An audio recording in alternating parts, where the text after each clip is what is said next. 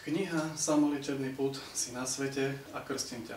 Prajem ti, aby každý človek sa od teba dozvedel o tom, že má od matky prírody vrodený samoliečebný pud. Prajem ti, aby podľa tvojich návodov sa človek naučil využívať tento dosiaľ neznámy pud v svoj prospech.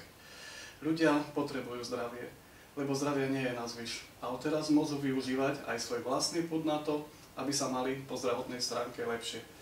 Ľudia, ktorí sa vyliečili pomocou samoliečebnej metódy, ktorá pochádza zo samoliečebného pudu, mi ďakujú za jej vypracovanie a gratulujú k objaveniu tohto pudu.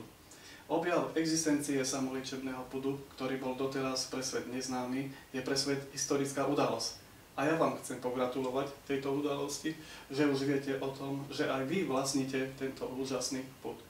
Prajem vám všetkým, aby tento samoliečebný pud vám odteraz pomáhal a slúžil.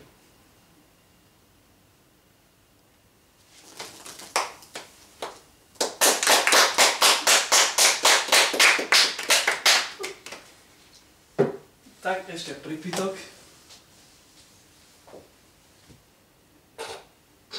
Páči. Ďakujem.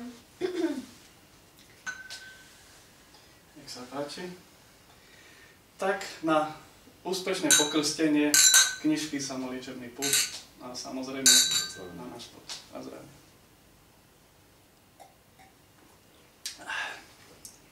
Výborné. Tak, dobre, koniec.